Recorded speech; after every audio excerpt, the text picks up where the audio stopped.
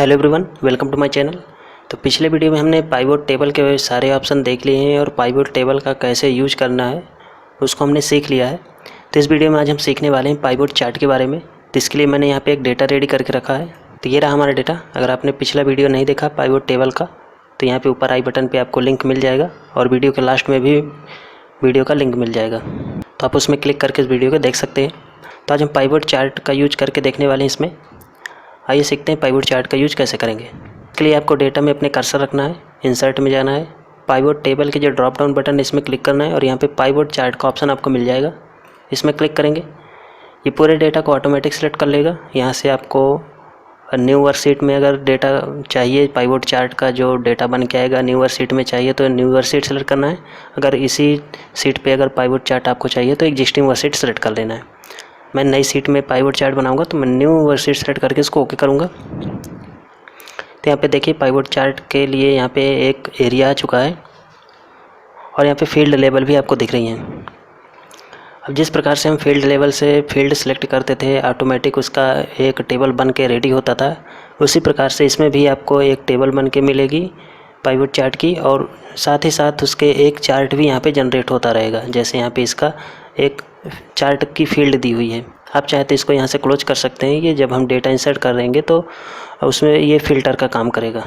आप इसको क्लोज कर देंगे तब भी कोई दिक्कत नहीं है, तो इसको यहाँ पे रखे रहते हैं। अब यहाँ से हम फील्ड सेलेक्ट करेंगे तो जैसे मुझे सेल्समैन की लिस्ट चाहिए और उसका टोटल अमाउंट कितना उसने सेलिंग की है वो यहाँ पे चाहिए, तो मैं सेल्समैन में क्लिक करूँगा और अमाउंट भी सेलेक्ट करूँगा। तो यहाँ पे आप देख सकते हैं सेल्समैन का जो लेबल है वो ऑटोमेटिक यहाँ पे रो वाली फील्ड में आ गया है और अमाउंट ऑटोमेटिक वैल्यू वाली फील्ड में आ गया है। तो यहाँ पे इसके साथ देखिए टेबल भी बन रही है और इधर ये आपका चार्ट भी जनरेट हो रहा है। यहाँ पे नेम कॉलम का फ़िल्टर आ गया है, तो आप यहाँ पे क्लिक करके आप किसी एक का देखना चाहे तो उसको क्लिक करके आप यहाँ पे देख सकते हैं, या किन्हीं 2 या 3 के बीच में कंपैरिजन करना चाहे तो उनको आप सेलेक्ट करके यहाँ से उन लोगों का यहाँ पे डेटा देख सकते हैं, उन्हीं का यहाँ पे डेटा दिखेगा। या फिर ये काम आप यहाँ से भी कर सकते हैं, रो लेवल के या फिल्टर वाले ऑप्शन में क्लिक करके वो सेम चीज़ है, आप चाहे यहाँ से करिए या यहाँ से करिए। अब यहाँ पे हम सभी को डिस्प्ले करा लेते हैं, सिलेक्ट ऑल करेंगे, ओके करेंगे, सब कुछ आ जाएगा। अब ये चार्ट अगर आपको छोटा दिख रहा है, इसको पहले मैं यहाँ से क्लोज कर देता हूँ। चार्ट छोटा दिख रहा था, आप चार्ट बड़ा कर सकते हैं। ये साइड में आप कर्सर ले जाएंगे और इसको ऐसे पकड़ के रिसाइज कर देंगे। इस प्रकार से चार्ट आपका और बड़ा दिख जाएगा। नीचे खींचेंगे तो नीचे की ओर भी बड़ा हो जाएगा। तो आप जितना बड़ा देखना चाहें उतना बड़े चार्ट को आप यहाँ से कर सकते हैं। अब इस चार्ट की फॉर्मेटिंग भी आप कर सकते हैं, उसके लिए यहाँ पे फॉर्मेट टैब आ जाता है। तो जैसे मुझे इनका कलर चेंज करना है तो मैं किसी एक लेवल पे क्लिक करूँगा, यहाँ पे सेव फील्ड आ जाएगी और यहाँ से आप इसका कलर चेंज कर सकते हैं। ये लाइनिंग आपको दिख रही है, किसी भी लाइन में एक क्लिक करेंगे तो ये ऑटोमेटिक सारी लाइन सेलेक्ट हो जाएंगी। इस प्रकार से सभी लाइन को सेलेक्ट करके आप यहाँ से इसकी आउटलाइन का कलर भी चेंज कर सकते हैं, या चाहे तो आप इनको हटा भी सकते हैं। नो आउटलाइन करेंगे, नो आउटलाइन हट जाएगी।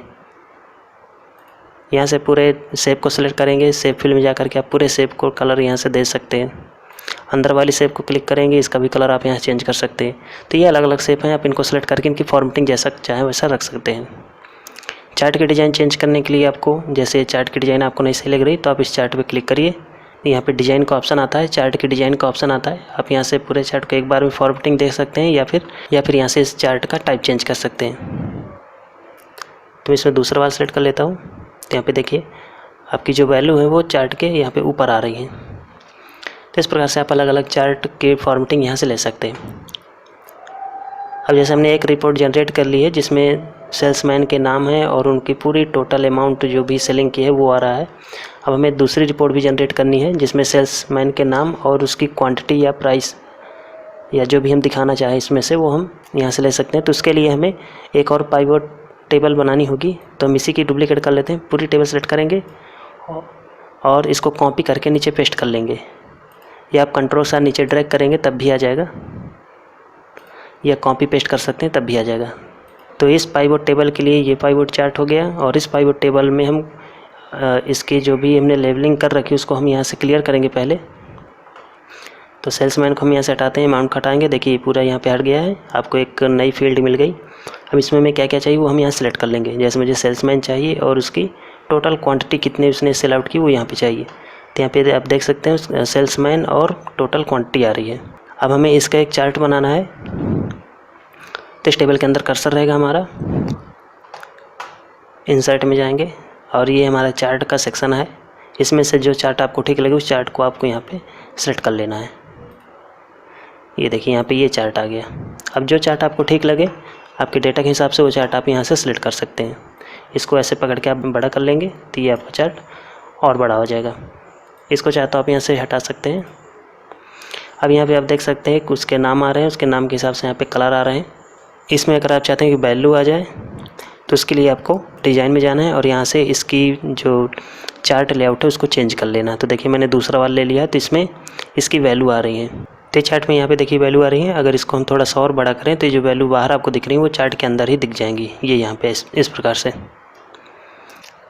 अगर आप इस चार्ट में से इन चीज़ों को हटाना चाहते हैं इनको भी हटा सकते हैं। जैसे टोटल आपको नहीं चाहिए या ये जो नाम की पूरी लिस्ट डिस्प्ले हो रही है ये भी नहीं चाहिए तो इनको भी आप हटा सकते हैं। आप इसे क्लिक करेंगे, डिलीट बटन दबाएंगे, वहाँ से डिलीट हो जाएगा। इसी प्रकार से इसमें क्लिक करेंगे, इसको डिलीट करेंगे, वो भी डिलीट हो जाएगा। तो इस प्रकार से आप अपने चार्ट को पूरी तरह से मॉडिफाई कर सकते हैं।